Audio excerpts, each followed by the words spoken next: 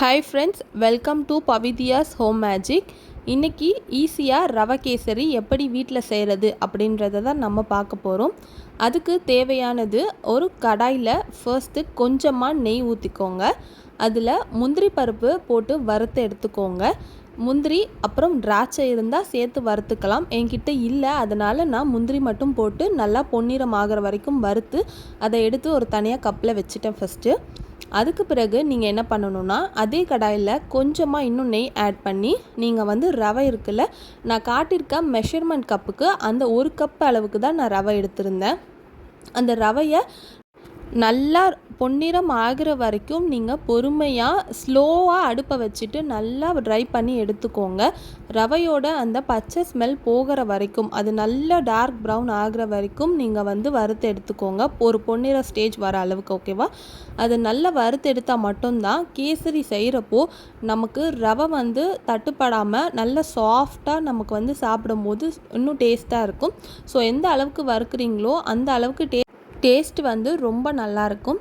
So ரவையை வறுத்துட்டு இருக்கும்போது சைடில் நீங்கள் என்ன பண்ணணும் அப்படின்னு பார்த்தீங்கன்னா, நான் காட்டின அந்த மெஷர்மெண்ட் கப்பு அளவுக்கு 2 கப்பு அளவுக்கு நீங்கள் தண்ணியை கொதிக்க வச்சுக்கோங்க. நீங்கள் இந்த மாதிரி மெத்தட்லேயும் பண்ணலாம். அப்படி இல்லை அப்படின்னா நீங்கள் ஃபர்ஸ்ட்டு ரவையை நல்லா வறுத்து ஒரு தட்டில் மாற்றிட்டு அதுக்கப்புறமா நீங்கள் அந்த தண்ணியை கொதிக்க வச்சு கூட ஊற்றலாம். ஸோ நான் இது ரொம்ப ஈஸியான மெத்தட் அப்படின்றதுனால ஃபர்ஸ்ட்டு ரவையை வறுக்கும் போதே எந்த அளவுக்கு ரவை எடுத்தோமோ அந்த கப்புலேயே 2 கப் அளவுக்கு தண்ணியை ஃபர்ஸ்டே நான் கொதிக்க வச்சுட்டேன். அதுக்கப்புறமா கொஞ்சோண்டு கேசரி பவுடர் நான் ஆட் பண்ணிக்கிட்டேன். தண்ணியில் மிக்ஸ் பண்ணி நீங்கள் அந்த தண்ணியை ஊற்றுனதுக்கப்புறமா கேசரி பவுடரை போட்டுடுங்க.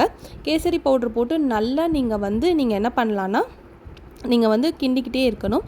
ஸோ அந்த தண்ணி எல்லாம் வற்றினதுக்கப்புறமா நான் காட்டின கப்பில் நான் போட்டிருக்க சர்க்கரை 1.5 கப்பு தான் போட்டிருக்கேன்.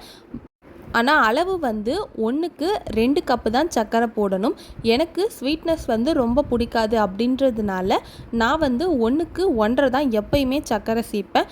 அதுவே எனக்கு ரொம்ப கரெக்டாக இருக்கும் அப்படின்றதுனால இப்போ நீங்கள் என்ன பண்ணணும் அப்படின்னா, 2 ஏலக்காவை கல் வச்சு தட்டிக்கோங்க. தட்டிட்டு அதை நீங்கள் அந்த கேசரியில் சேர்த்துடுங்க. நல்லா இன்னுமே மிக்ஸ் பண்ணிகிட்டே இருங்க. ஆல்ரெடி வறுத்து வச்ச முந்திரியுமே இப்போ ஆட் பண்ணி நீங்கள் நல்லாவே இன்னுமே நீங்கள் மிக்ஸ் பண்ணிக்கிட்டே இருக்கணும். அந்த தண்ணி, அதாவது நம்ம சர்க்கரை போட்டோம்ல, சர்க்கரை போட்டது நீத்து கொடுக்கும். ஸோ தண்ணி பதத்தில் இருக்கும். அது கெட்டித்தன்மையாக நமக்கு வர வரைக்கும் இன்னுமே நீங்கள் கிண்டிக்கிட்டே இருக்கணும்.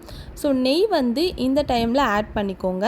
நெய் நான் செஞ்ச அளவுக்கு 50 கிராம் நெய் கண்டிப்பாக ஊற்றிருப்பேன். ஸோ நீங்களும் அந்த அளவுக்கு ஊற்றுங்க. டேஸ்ட்டு ரொம்ப சூப்பராக இருக்கும். என்னோடய வீட்டில் எப்பயுமே இந்த மாதிரி தான் நான் கேசரி செய்வேன். டேஸ்ட்டு ரொம்ப சூப்பராக இருக்கும். நீங்களும் இதே மாதிரி ஒரு தடவை செஞ்சு பாருங்கள். நெய் ஊற்றுனதுக்கு அப்புறமாவுமே அது எவ்வளோ இன்னும் தண்ணியாக இருக்குது பாருங்கள். அந்த சர்க்கரை போட்டதுனால அது நீத்து கொடுக்கும். ஸோ அது இன்னுமே தண்ணியாக இருக்கும். அது கெட்டித்தன்மை வர வரைக்கும் இந்த மாதிரி நீங்கள் மிக்ஸ் பண்ணிக்கிட்டே இருக்கணும். இப்போது நீங்கள் மிக்ஸ் பண்ணாமல் கொஞ்சம் நேரம் கழித்து கூட மிக்ஸ் பண்ணிக்கிட்டே இருக்கலாம். ஃபர்ஸ்ட்டு நம்ம ரவையை ரோஸ்ட் பண்ணோம்ல, ஸோ அந்த டைமில் தான் தொடர்ந்து மிக்ஸ் பண்ணிக்கிட்டே இருக்கணும். ஸோ நீங்கள் சர்க்கரை எல்லாமே போட்டதுக்கப்புறம் கொஞ்சம் நேரம் விட்டு விட்டு கூட மிக்ஸ் பண்ணலாம். அது அடியில் பிடிக்காது. ஸோ மிக்ஸ் பண்ணிக்கிட்டே இருக்கலாம், ப்ராப்ளம் இல்லை. ஸோ இந்த அளவுக்கு வந்ததுக்கப்புறமா அதை ஒரு பவுலில் மாற்றிடுங்க. அதுக்கப்புறமா சுட சுட கேசரியை டேஸ்ட் பண்ணி பாருங்கள். ரொம்ப சூப்பராக இருக்கும். ஸோ இந்த வீடியோ உங்களுக்கு பிடிச்சிருந்தா லைக் பண்ணுங்கள், ஷேர் பண்ணுங்கள். மறக்காமல் இந்த வீடியோவை சப்ஸ்கிரைப் பண்ணிக்கோங்க. Thank you friends.